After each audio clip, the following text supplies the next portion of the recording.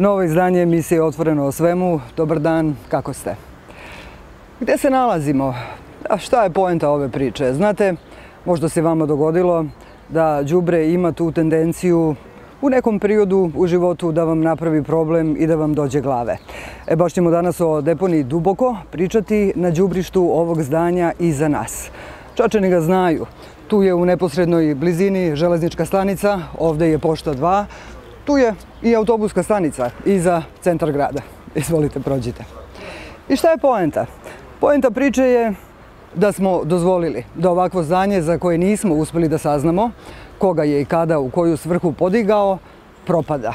I da propada u našem smradu i našem đubritu. Idemo zajedno polako unutra da pogledate o čemu pričamo. Čačani se možda sećaju, nekada je ovde bio fantastičan drvored, nekada je ovde bilo ljudi. Neki ljudi su ovde doživjeli penziju. Danas, pogledajte, dokumentacija, pretežno, koliko smo uspeli da proverimo, iz 57. Tu su, evo, na primer, rešenje o dobijanju kredita, potrošački kredit. Da se ne vide ime i prezime, ipak zaštita podataka. Ovo je jedna od prostorija, ruinirana, đubre na sve strane. Tu je i prostorija koja izlazi, koja u stvari ima izlaz ka dvorištu. Te stepenice su poprilično propale. U ovom objektu je pre skoro 2 meseca jedno lice preminulo. Bio je beskućnik, pretpostavljamo da je ovo prostorija u kojoj je živeo.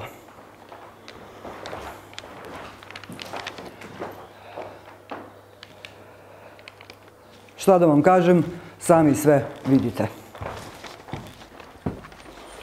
Da li ima potrebe da se i dalje prošetamo?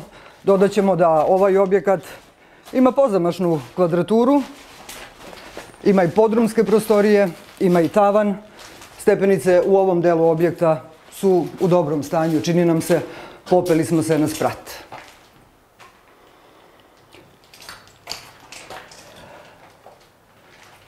Neki tvrde, ja ne znam zaista da li je to tačno, da nas do svakog čoveka na ovom svetu deli 7 ljudi.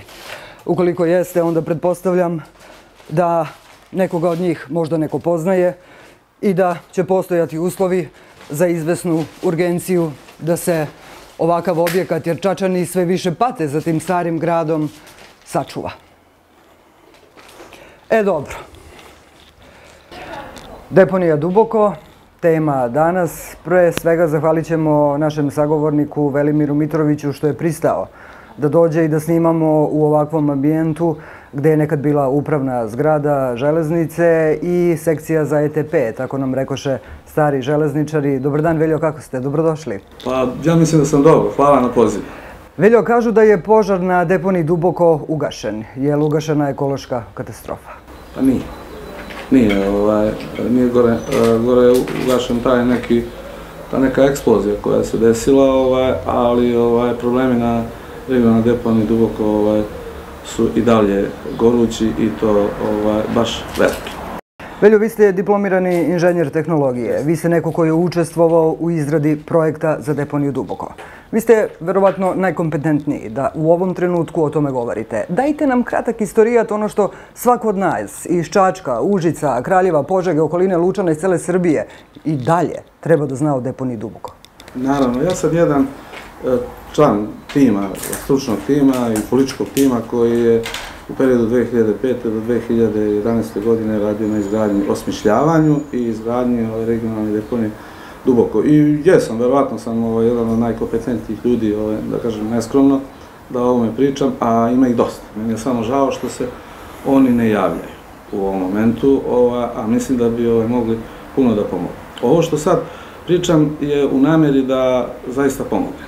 I da, pošto slušam u posljednje vreme dosta nekih, da kažem, kontradiktornih, kontraverznih priča o regionalnoj deponiji Duboko, mislim da postoji potreba da se kaže ono što je stvarno istina. A ako neko od ljudi koji zna ovo, isto koliko ja, a i malo bolje, uoči da sam nešto pogrešio, ja ga molim da me što pre ispravi i da ne bi ostavili nikakvu nedoumicu kod građana. Od koje godine polazimo? Evo, polazimo ovako. Polazimo od onog momenta kada je, i to vrlo kratko, samo kada je grad Čačak 70. godina prošlog veka shvatio da narastajući problem otpada. Vidjeli su, tad je bila jedna deponija ovdje u Tehnosu i vidjelo se da to deponovanje otpada ne vodi baš ničemu, da to nije konačno rješenje. I onda se pojavilo nekoliko ideja vezanih za spaljivanje otpada. Čak CER, čuvena kompanija CER, je u to vrijeme nudila određena tehnološka rješenja za spaljivanje otpada. Iza toga, 90. godina, pod rukovodstvom Velimira Ilića je se rodila ponovo ideja da se napravi nekakva spalionica. Ali su to bile ideje koje one su bile proizvod toga što su ljudi to vidjeli negdje, kako to funkcioniše, da li u Beču, da li ovdje, da li onda, ali nije bilo suštinskog, da kažem, temeljnog pristupa tom problemu. To su ljudi zamišljali da se ti problemi mogu rješavati kratkim, krupnim koracima, šah-mat, tako nekakvim, u dva poteza da rešite problem upravljanja otpadom. Nije se tada mnogo brinulo o morfologiji otpada, sastavu otpada i da li može sve baš da se reši jednom tehnologijom. I šta je prelomilo da to bude duboko? Evo šta je prelomilo. 2003. godine Vlada Republike Srbije je usvojila nacionalnu strategiju upravljanja otpadom. To je vodila profesor dr. Anđelka Mihajlov, veliki stručnjak iz oblasti zaštite životne sredine i po mom mišljenju posljednji ministar životne sredine koji je imao punu kompetenciju da bude na tom mestu. Po toj strategiji su definisane 29 regionalnih sistema za upravljanje otpadom, ali ne deponija, regionalnih sistema za upravljanje otpadom i Čačak je svrstan tamo nešto sa Kraljevom, Vrnjačkom banjom, Gornjim Milanovcem, a Užice imalo jednu drugu konstrukciju. Međutim, vremenom se iskristalisala ta priča da mi sa Kraljevom i Vrnjačkom banjom nismo imali, da kažem, tehničke uslove da sa njima pravimo regionalnu deponiju, iako smo potpisali međuopštinski sporazum sa njima. U tom periodu, to je bilo negdje 2005. godine, sistem duboko je čekao Čačak da mu se priključi. Zato što je Čačak trebalo da donese kritičnu masu. Neko je tada procenio da je potrebno preko 350.000 stanovnika da bi se pravila regionalna deponija duboko.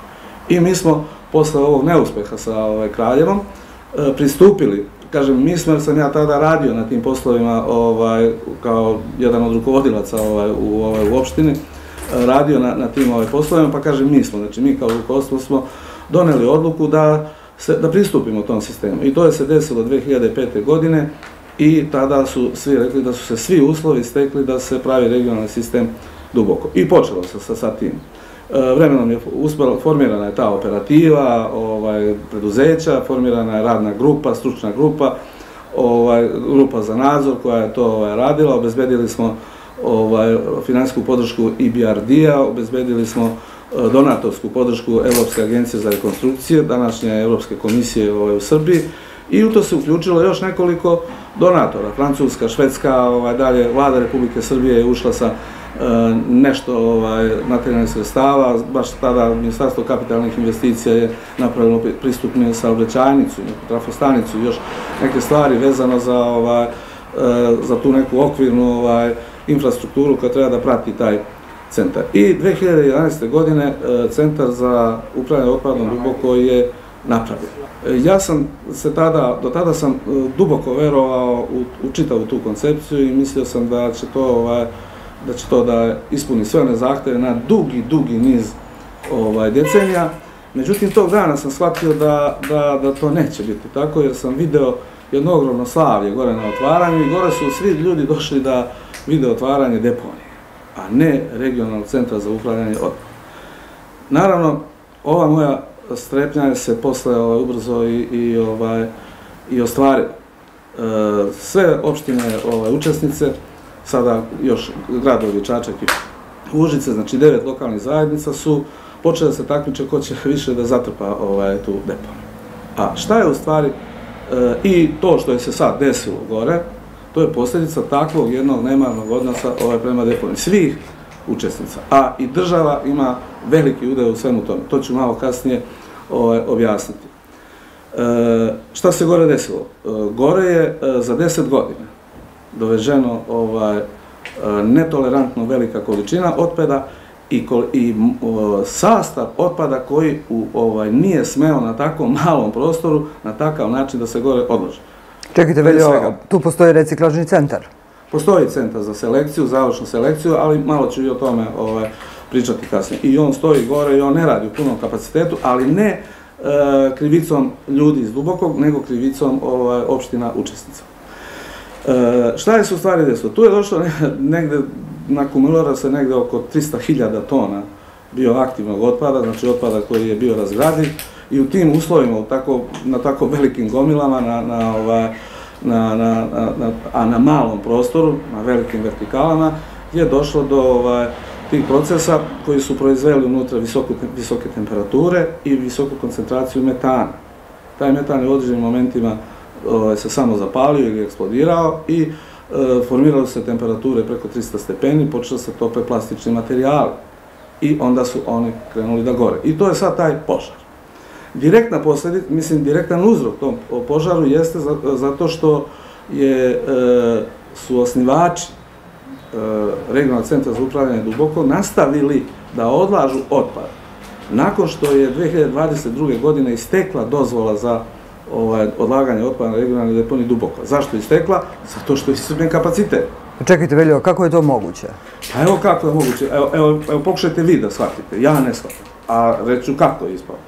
Znači, nadležno ministarstvo za zaštitu životne sredine nije produžilo dozvolu regionalne deponije za odlaganje otpada zato što tamo više nisu postojali sanitarni uslovi, što je tamo odveženo mnogo otpada i u sastavu koji ne odgovara takvoj konstrukciji deponije, ona više nije smela da prima taj otpad. Ni u sanitarnom smislu, ni u geomehaničkom smislu, mehaničke stabilnosti, tako dalje i tako dalje. Pa kako je ona nastavila rad?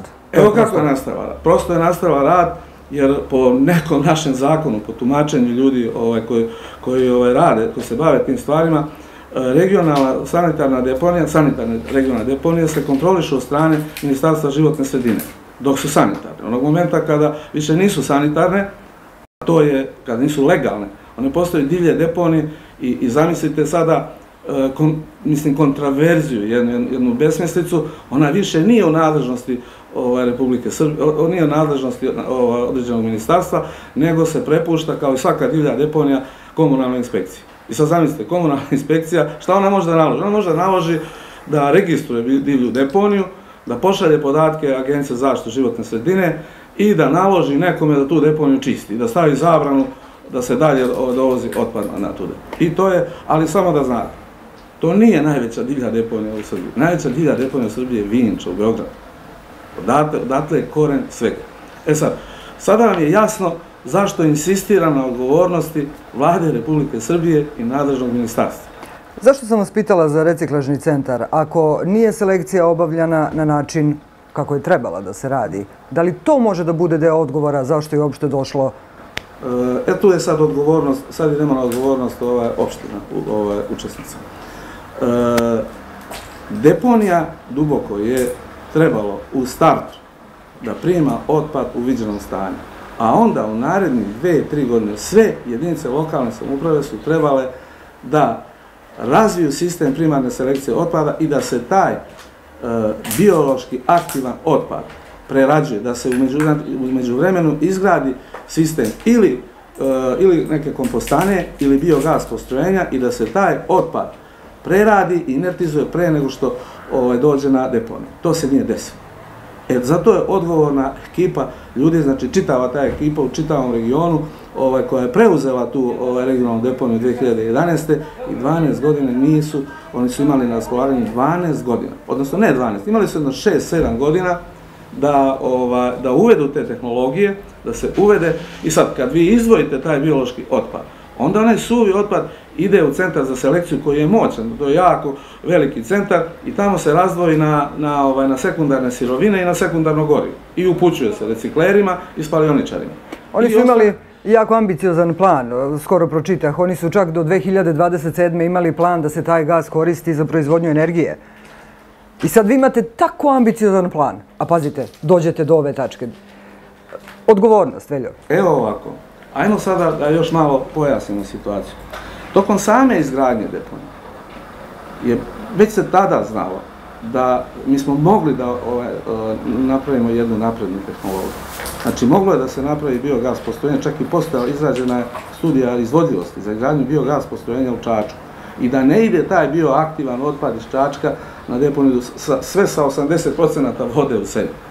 Međutim, tadašnja politička, da kažem, neka struktura, a i deo stručne strukture nisu imali hrabrosti da se uđe u jednu naprednu tehnologiju i usvojena je već tada konzervativna tehnologija. Postojali su instituti iz Nemačke koji su nas na to upozorili i uradili studiju da ne pristupamo izgradnji deponije kada je to već tada prevaziđeno, tehnološki prevaziđeno. Međutim, hajde, pošto da znate samo stanje u kome je deponija pravljena, svih 9 deponija u svih 9 opština su bile nelegalne. I sve su bile negde tu, ili na obalama nekih reka, ili kao Sarića Osoje iznad samog grada Užica, i svi su bili nestrpljivi da jednoga dana dođe to konačno rešenje. Ali to konačno rešenje je morao da bude centar, ozbiljan centar za upravljanje otpadom, sa ozbiljnim tehnološkim sistemima, a ne deponija. I to je ključni razlog zašto je se sve ovo desilo. U međuvremenu je država olabavila, postoje zakoni po kome opštine moraju da selektuju otpad, koji su donešeni od strane nadležnog, predati od nadležnog ministarstva, vladi, i postoje jako ozbiljne obaveze opština u tom smislu. Međutim, u primjeni su svi se nekako labavo ponašali u tome. Počeo od države koja nije vršila pritisak na osnivače, i ne samo što nije vršila pritisak, nego je činila i neke stvari koje su išle u prilog da opštine to ne rade. Oni su negde odmah 2012. godine, ja mislim da je Dinkić tad bio, ukinuli taj neki ekološki dinar, iz koga je delom moglo da se finansiraju neki projekti iz zaštite životne sredine. Pa su ga onda nekako posle kao neki zeleni dinar ponovo vratili. Pa su onda u jednom periodu napravili ograničenje prijema zaposlenih ljudi u komunalna preduzeća. Time vezali ljudima u komunalnim preduzećima ruke da naprave operativu koja može da prikuplja i transportuje primarno selektovani otpad. To podrazumeva više terenskih radnika. Onda je bilo i ograničenja u podizanju cene, a što je najgora stvar u svemu tome, čemu je kumovala i vlada Republike Srbije, ona nije smela da dopusti to, po studiji izvodljivosti za izgradnju regionalne deponije Duboko. Projektovana cena usluge, takve usluge, u jednom savremenom konceptu, po toni otpada komunalnog je trebala da bude negde oko 33 evra za sve opštine, osim za Užice 31 evro, jer tu izostaju troškovi transporta. Međutim, niko nije hteo da prihvati tu cenu. I formirana je cena koja je praktično pokrivala samo operativne troškove. Transportne troškove, troškove deponovanja, ljudi koji rade gore, i to je to. I šta smo time uradili? Time smo izgubili fond amortizacije. Jer šta je trebalo? Ako je neko uložio 20 miliona evra u 1.000.000 kubnih metara za deponiju, što nije neka velika zapremina, šta je onda trebalo? Trebalo je odmah. I to uradio tako što je dobrim delom to finansirano iz nekakvih donacija i nekakvih vrlo povoljnih kredita i podrške države. Onda je moralo da se formira amortizacioni fond, recimo od 12-13, upravo u toj razlici, 12-13 evra po toni, i mi bismo vrlo brzo gore, za 2-3 godine, imali 3-4 miliona evra na raspolaganju i tim sredstvima bi kupovali tehnologije koje bi smanjivale količinu otpada koja se dovozi na regionalnu deponiju Duboko. O tome niko nije mislio. Teško mi je da vas slušam, zato što je još ovo samo jedna priča iz edicije da ispunimo formu i tu da sve zadovoljimo, suština nije bitna, nemaju tragovima. Veljo, šturi su bili komentari gradskog rukovodstva na sve ovo što se događa. Pa su se sad tu i bile spekulacije sa opštenjima, gori, ne gori, koliko je strašno, koliko je Užice bilo zatrovano, koliko je Užice bilo u opasnosti, Lunovo selo, mi. Vidite, samo da se vratim još na ovaj detalj. Znači, deponija Duboko je počela da funkcioniše kao, evo vi recimo, hoćete da taksirate i neko vam pokloni taksi. I vi formirate cenu koja pokriva troškove benzina i registracije i neki sendvič koji ćete vi da pojedete i neku bluzicu koju ćete da nosite od tog rada. A u tu cenu ne ugradite troškove kupovine novog taksija. I vi posle 10-15 godina nemate taksi i nemate pare. Tako je. I to je se desilo sada sa regionalnom deponijom Duboko. I u takvim uslovima, umjesto da se ta recimo lampica je morala da se upali već 13. 14. godine, jer je viđeno da se ubrzano puni deponija, planirano je da bude do 2024. Ona je već 2022. je napunjena. Tad je morala se upali lampica kod svih. A prvo kod koga? Prvo kod ministarstva. Zato što ministarstvo redovno dobija informacije preko Agencije za zaštitu životne sredine o količinama i morfologiji otpada koji se gore generišu i tretiraju. I oni su svi znali da vreme neumitno ističe. I šta se sačekalo? Sačekalo se da se deponija zapuni, nijedan projekat nije pripremljen, treba je taj neki prelaz preko Turskog potoka, to je ostalo da se pređe pa da se tamo dobije još neki 4-5 godina. Ali to je postalo kao da je to prelazak preko Tihog okeana ili La Manša, a ne da se dogradi još jedna ćelija, s tim što mislim da ni to ništa ne bi rešilo, jer bi onda samo dobili još 5 godina nekog komotnog ponašanja. Ovako kako sad stoji. Jer sad, voda, vazduh, zemlja, posljedice. Sad vidite, to što je se desio taj požar gore, on je naravno najviše se osjeća tu u Lunovom selu, u toj nekoj najbližoj okolini, tu je došlo i do indikacija da je popustila dole i folija, vjerojatno od previsokih temperatura, jer voda dole više nije čista, ona je penasta, obojena je, znači ko zna šta sve dole dolazi i ti ljudi su naravno ugroženi. Međutim, to će se sad, da li je ova deponija se sama ugasila ili naravno ugasila se ona, ja čestitam ljudima koji su se borili protiv tog procesa i malo i rizikovali na jednom takvom strmom terenu i želim im da to kažem da se sad malo konačno odmore od toga, ali budnik ne može biti jer je sasvim moguće da je deponija se ugasila pošto je izgubila taj neki potencijal gorenja na tom mestu i da to može da se aktivira na nekom drugom mestu kasnije. Da li se vrše termovizijska osmatranja tela deponija, to ne znam. Ja sam imao prilike da razgovaram sa direktorom o tome, ali eto, da kažem, isto sam dobijao, znao sam, rekao mi je čovjek da je situacija loša, ali on nije imao snage da upozori i da digne uzbun. On je jednostavno morao na neki način da digne uzbun još 2016. 17. godine. Jer se tad videlo da ta deponija ide u jednom pravcu koji nije održiv, taj sistem. I eto, to je se sad desilo. Šta je sad? Požar će se tu ugasiti. Ali gledajte šta se sad dešava. Vi imate deponiju. Mi dalje imamo deponiju koja ne može da prima otpad. Ona nema dozvolu. Neko kaže, sad će se to smiriti, ne znam ko je tu rekao, sad ćemo, ne znam, odvesti malo do Kraljeva, malo ovamo, onamo, znači solidarno će neki se naći, znači tu pri ruci da se ugasi ta neka, da kažem, prva vatra, da se očuva sanitarni status grada i za 15 dana ćemo ponovo da vozimo otpad na deponiju Duboko. Kako da vozimo kad ona nema dozvolu za prijem otpada? Zamislite to. Znači, mi nemamo više deponija Duboko, ona nema dozvolu za prijem otpada. Ovdje mora da se upali najcrvenija signalna lampica za uzbun.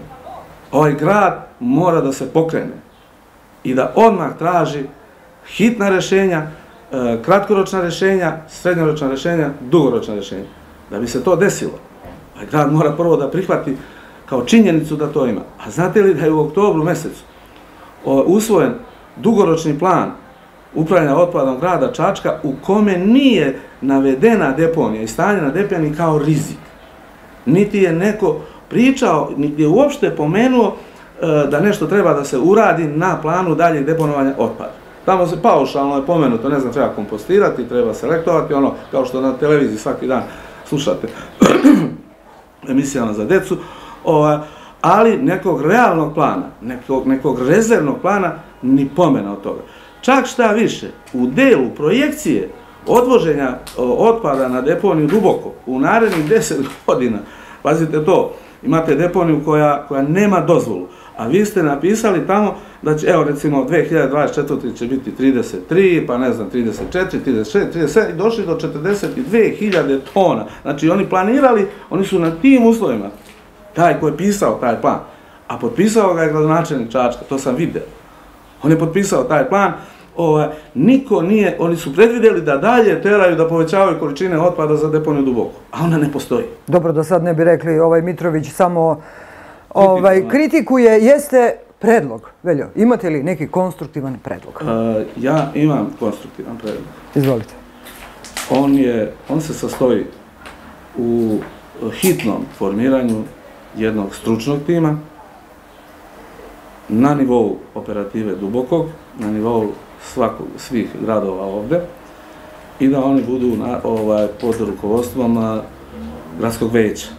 To bude radni stručni tim gradskog veća, multidisciplinarni tim, koji će ovo što sam sad ispričao, to treba dobrih 2 dana da se ozbiljno sve detaljno složi, elaborira i da se situacija opiše u detaljima onako kako jeste i da se napravi hitan operativni plan šta uraditi.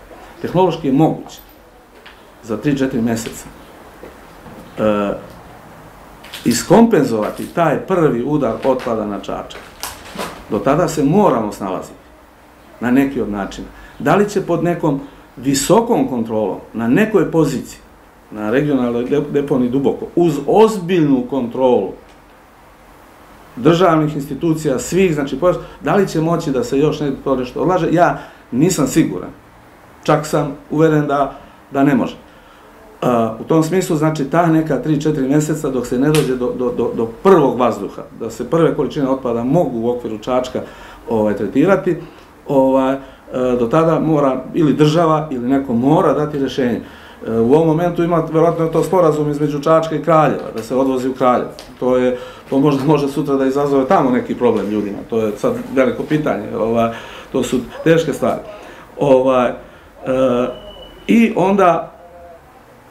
I onda po tome, po tim koracima postupiti. A paralelno sa tim, formirati skupštinski radni tim, politički, koji će vršiti nadzor nad celim tim procesom.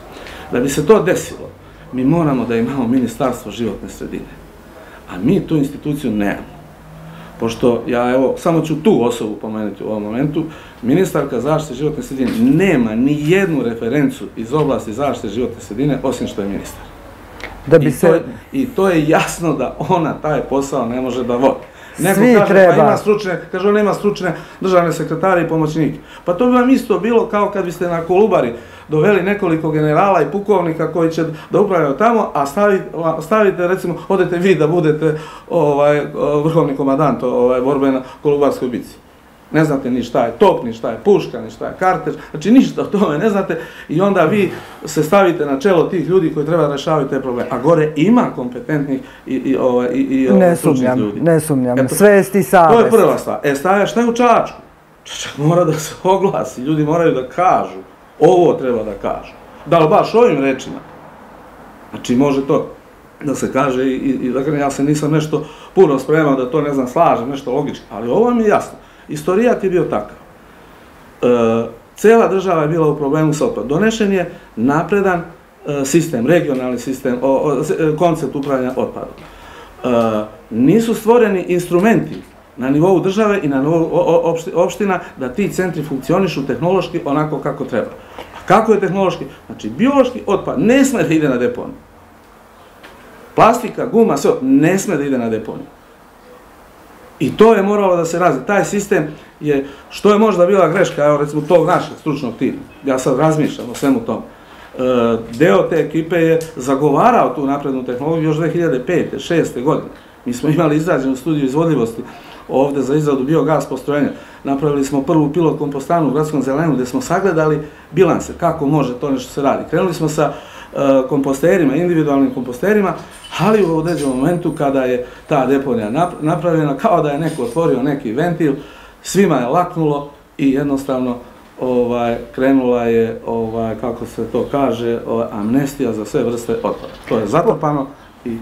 Političari imaju svoj šlif, pa vidjet ćemo šta će reći, ali bili ste na protestima u Užicu, šta kažu Užičani? Pa ja sam ovo isto pričao gore. Šta oni kažu? Pa šta kažu, ljudi su ogorčeni. Prvo, mi imamo još jedan, osim tehnološkog problema, ekološkog problema koji je gore na mikroplanu takav kakav jeste i on će se sad na neki način sanirati. Dokad će to imati posljedice u zemljištu i kuda je to sve išlo, to sad treba da se sprovede neki monitoring, ali to je jedna sitnica u onome što čeka 313.000 ljudi iz ovoga regiona. Jer deponija Duboko, ovakva kakva jeste sada, ona prvo mora da se ozbiljno sanira, da se izleči, pa tek onda da se vidi da li nakon toga oporavka njenog može da prima na novo otpad. I toga su ljudi u Užicu svesni. Oni su ogorčeni jer su shvatili da je gore jedna operativa u regionalnoj deponiji Duboko, onakva kakva je, mogu ja da nju kritikujem i da je ne kritikujem, ostavljena da sama radi posao bez ikakvog učešća gradova u tome. Svaki se zatvorio u neku svoju ćeliju, ja skupljam i otpad dovozim na transfer stanicu, ovaj gore radi stanicu šta god hoće. I jednostavno taj sistem je razbijen. Preduzeća, šta je recimo u razvojnom planu grada Čačka, šta je napisano kad je u pitanju otpada? Da je ključni problem u otpadu jednostran odnos regionalnog preduzeća Dubokog prema osnivačima. A šta taj jednostran odnos znači? Cenkali su se tamo oko cene iznošenja otpada, 18, 19, 21, 22 evra, a nisu ni blizu prišli onoj cifri od 33 evra, koja bi danas u ovom inflatornom periodu sigurno morala da bude blizu 40 evra po tonu. To je ono što je problem. I to je ono zašto ja ne mogu da ćutim i ne smijem da ćutim. Ovaj problem se neće rešiti ćutanjem. Ja pozivam sve moje kolege, prijatelji, neki dosta ovih detalja mnogo bolje znaju od mene. Neke detalje ja znam da se oglase, se jave, se ponude ljudima u ovom momentu da se nađe pravo rješenje. Da bi se našlo pravo rješenje, broj jedan je da se utvrdi uzrok. Druga stvar, ovdje niko nije nevin. Šta smo mi sposobni da radimo?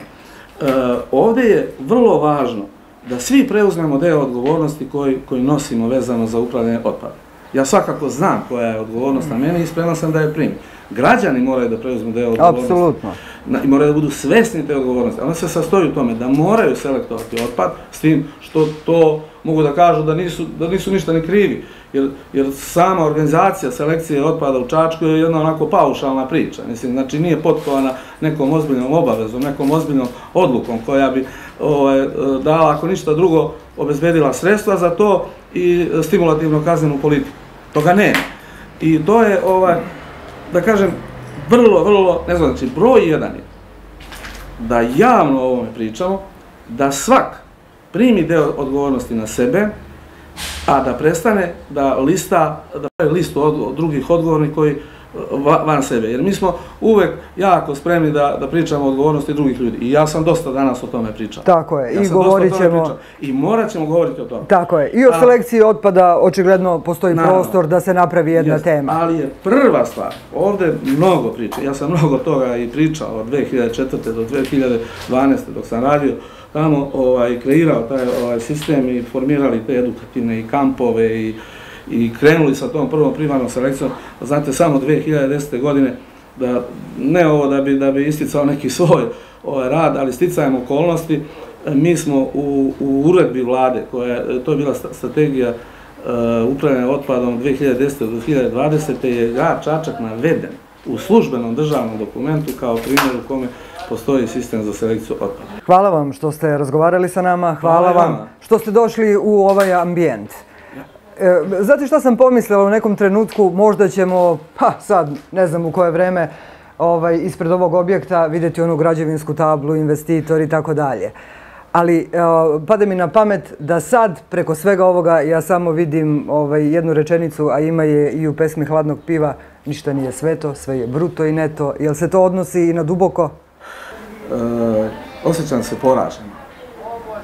Posle toliko decenija rada na ovim stvarima, sa nekim ljudima sa kojima sam mnogo vremena i truda utrošio u prethodnih 20 godina, što iz Čačka, što iz celog regiona, što iz Srbije, što iz inostranstva, konstatovali smo zajedno da smo sada na poziciji koja je lošija od one koja je bila 2004. godine. Hvala vam. Izgubili smo 20 godina. Nije komedija, da ništa nije sveto, da je sve bruto i neto. Vidimo se. Hvala vam.